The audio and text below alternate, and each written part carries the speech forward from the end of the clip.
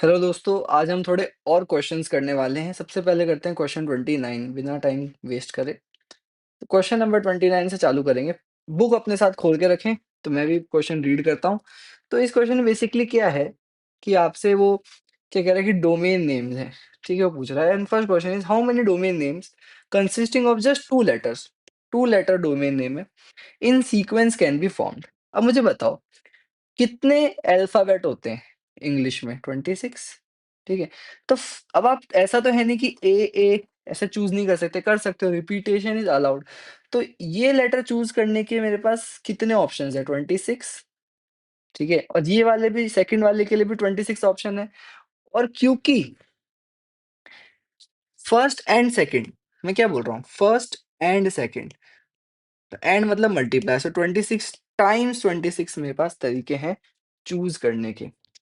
समझ में आया? क्वेश्चन नंबर ये वाला कैसे हुआ कि कैसे मैं लाया इसको कि भाई 2 कैरेक्टर्स का है, ठीक है? तो फर्स्ट के चूज़ करें 26 एंड सेकंड को चूज़ करने के 26, तो एंड मतलब मल्टीप्लाई, तो इसलिए 26 टाइम 26 ये होता है 676। ठीक है? इसी क्वेश्चन का जो ए पार्ट है उसी के अंदर पूछ रहा है कि how many domain names of length 2 can be there if digits are also permitted as characters. देखो 26 तो हो गए लेटर्स और 0, 1, 2, 3, 4, 5, 6, 7, 8, 9 तो 10 हो गए डिजिट, तो 26 देन 36। अब सेम फर्स्ट में आपके पास 36 में से एक चॉइस है, सेकंड में भी आपके पास 36 में से एक चॉइस है। क्योंकि आप फर्स्ट एंड सेकंड चूज़ कर रहे हो, तो 36 टाइम्स 36 हो जाएगा। ठीक है, विच इज 1296। डन है।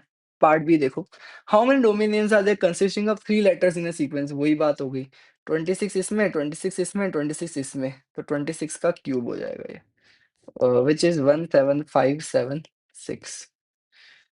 ठीक है, और ये कह रहा है कि उस पार्ट में कि भाई लेटर्स और डिजिट सब अलाउड है। 36 36 36 हो जाएगा, so this is 36 cube, which is what 46656। ठीक है, सी पार्ट देखो, सी पार्ट कह रहा है फिर 4 कैरेक्टर हो जाए, तो 26 की पावर 4 और 36 की पावर 4। ये तो सिर्फ लेटर्स, ये नंबर्स भी ऐड हो गए उसमें।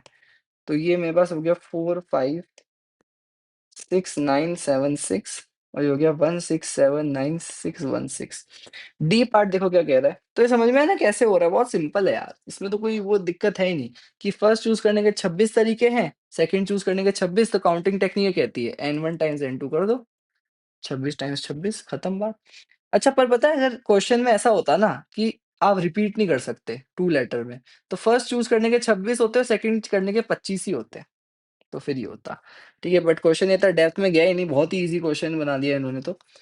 लास्ट क्वेश्चन देखो, डी वाला पार्ट देखो, as of April 2006, 97,786 of the 4 character sequence domain name using letter और digits has not been claimed.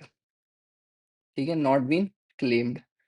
तो हमें बतानी है probability if 4 character number name is randomly selected, what the probability that it is already owned. तो probability owned की बतानी है और मेरे पास नॉट ओन्ड का डेटा है, तो मैं क्या कर सकता हूँ? ओन्ड देखो, 1 minus probability of not owned ही तो हो गया, क्योंकि ओन्ड नॉट ओन्ड ये 2 ही इवेंट हो सकते हैं। ठीक है, प्रोबेबिलिटी ऑफ नॉट ओन्ड क्या है कि तो total 4 characters letters and digits, so this is 1679616। Favourable कि कितने नॉट ओन्ड है, इतने नॉट ओन्ड है 97,786, तो ये मेरी प्रोबेबिलिटी आ गई, तो इसको हटा दो, दिस इज माय प्रोबेबिलिटी। तो ये हमारा अप्रोक्सीमेटली आएगा 0.9417, मतलब 94.17% is a probability that the domain name is owned.